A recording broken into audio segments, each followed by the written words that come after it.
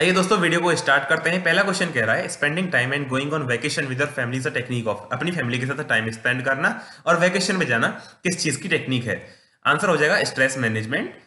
और stress management के अंदर और कौन कौन सी टेक्निक्स आती हैं?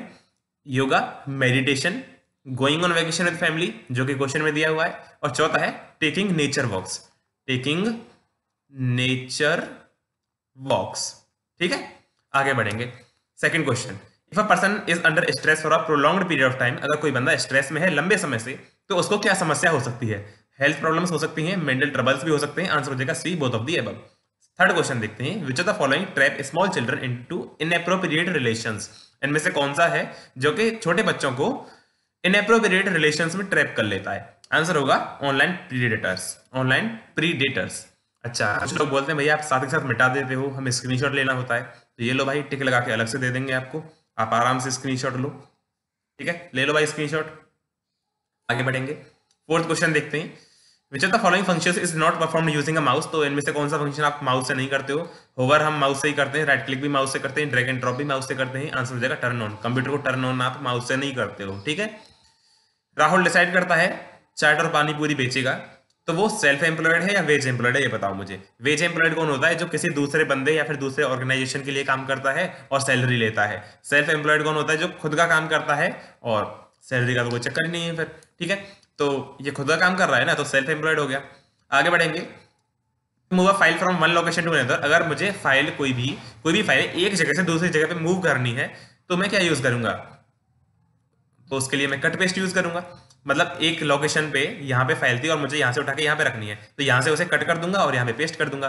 Cut paste. ठीक है, कट करने की शॉर्टकट की होती है कंट्रोल प्लस एक्स। कट करने के लिए आप कंट्रोल प्लस एक्स यूज करोगे। पेस्ट करने के लिए कंट्रोल प्लस वी यूज करोगे। कॉपी करने के लिए कंट्रोल प्लस सी यूज करोगे। ठीक है, कट का कंट्रोल प्लस एक्स, पेस्ट का कंट्रोल प्लस वी और कॉपी का कंट्रोल प्लस सी।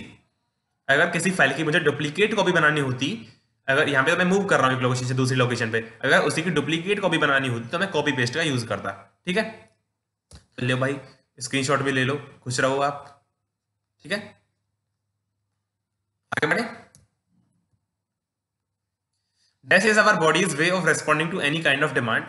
तो हमारी बॉडी का वे ऑफ रेस्पॉन्डिंग किसी भी टाइप की डिमांड पे क्या बोलते हैं? उसे स्ट्रेस बोलते हैं। सरल सा क्वेश्चन था। आगे बढ़ेंगे, yoga is practice to achieve control of. Yoga को हम करते हैं किस चीज पे कंट्रोल पाने के लिए? Control of body and mind. ठीक है, आगे बढ़ेंगे, example of mobile operating system. Windows तो नहीं है, लिनक्स भी नहीं, यूनिक्स भी नहीं है, iOS is the correct answer. iOS आपका आईफोन के अंदर होता है, आपको पता होगा। ठीक है, ले लो भाई स्क्रीनशॉट। बढ़ जाऊंगा आगे, चलो बढ़ गए। By default Windows 7 as a picture for desktop background. Desktop background पे जो है एक पिक्चर होती है विंडोज 7 जब आप ओपन करते हो। विंडोज कोई भी ओपन करो तो डेस्कटॉप पे एक बैकग्राउंड पिक्चर होती है, उसको हम क्या बोलते हैं? उसको वॉलपेपर बोलते हैं। ठीक है, तो इसका आंसर वॉलपेपर हो जाएगा।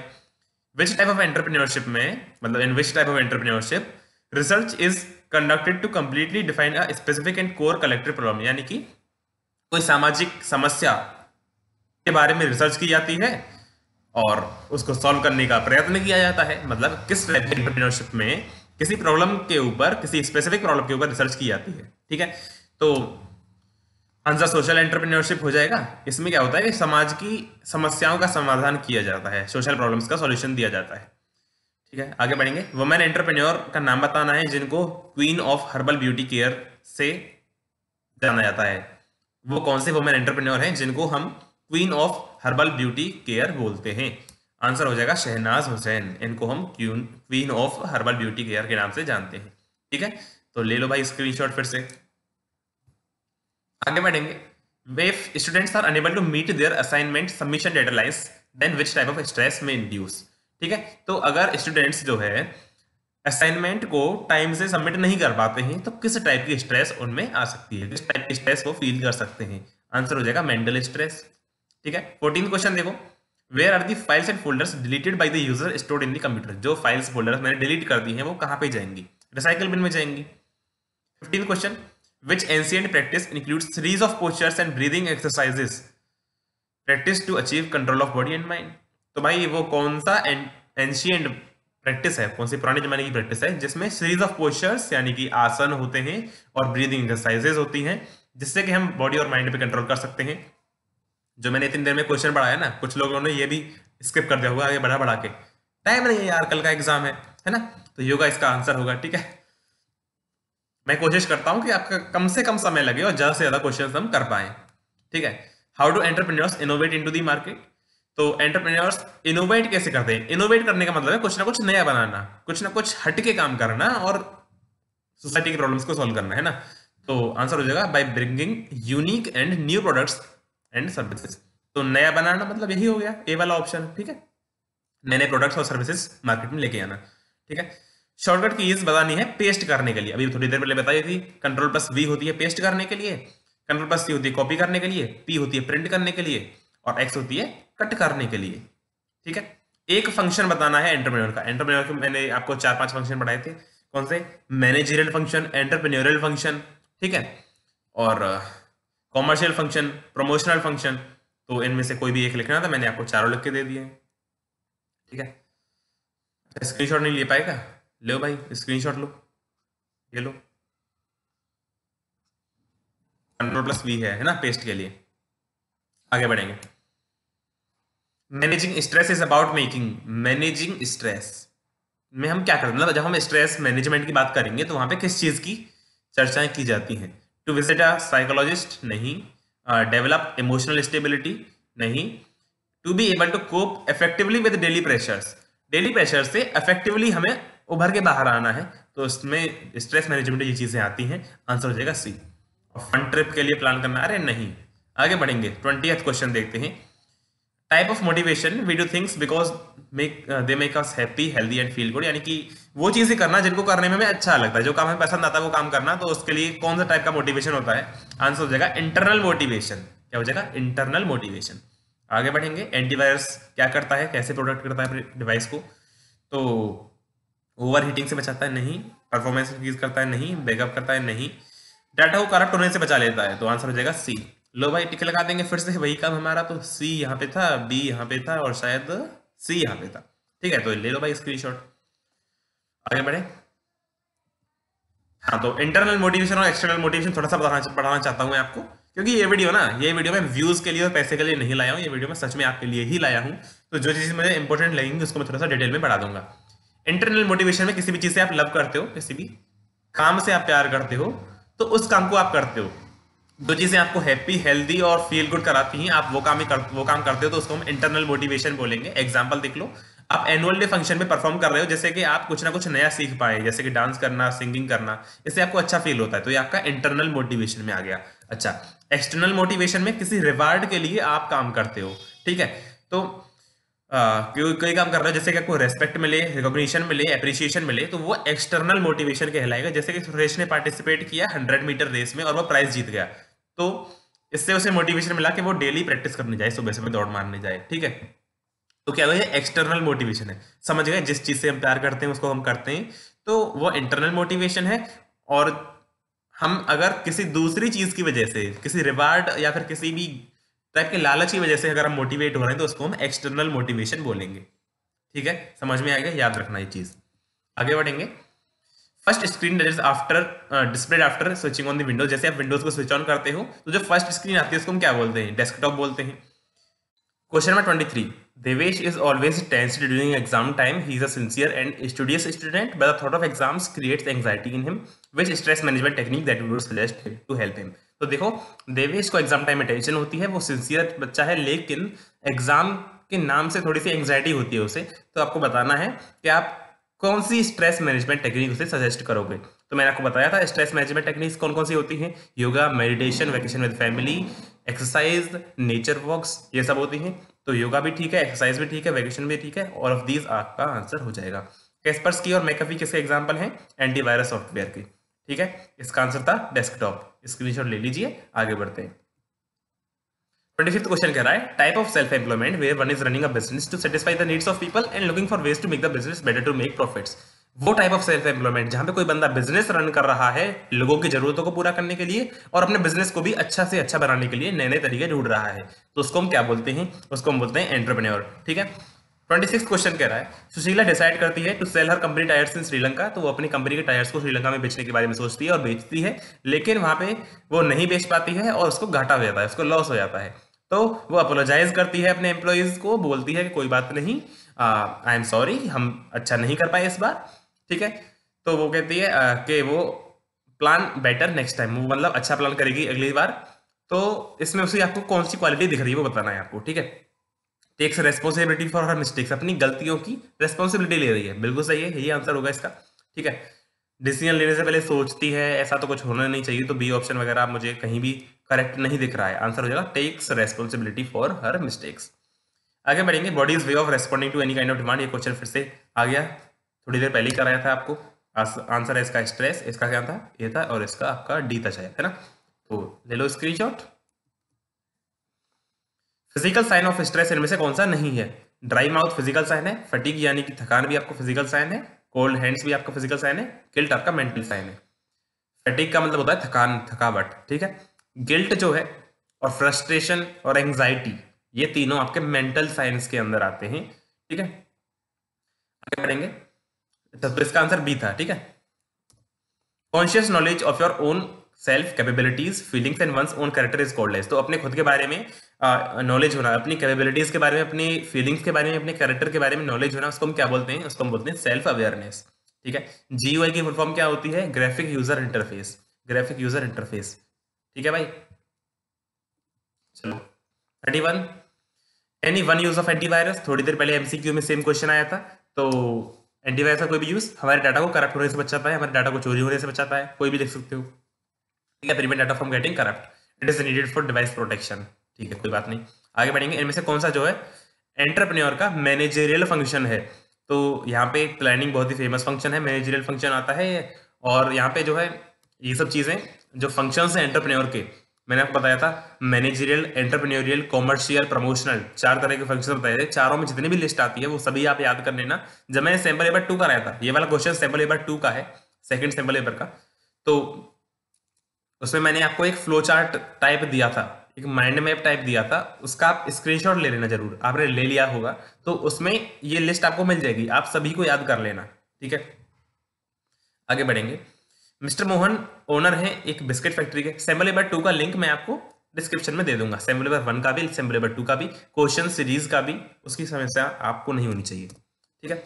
तो मिस्टर मोहन जो है एक बिस्किट फैक्ट्री चलाते हैं, वो अपने एम्प्लॉयज को पे करते हैं on the first day of every month, अपने एम्प्लॉयज को महीने के पहली तारीख को ही वो पेमेंट दे देते हैं। आपको उनका फंक्शन बताना है, मतलब आपको इनमें कौन सी क्वालिटी दिखाई दे रही है, कौन सा फंक्शन आपको इनमें दिखाई दे रहा है, ठीक है। क्रिएट्स न्यू प्रोडक्ट, कोई नया प्रोडक्ट तो उन्होंने बनाने दिया यहाँ पे, ठीक है। मैनेजेस दी बिजनेस, मुझे बिल्कुल सही लग रहा है।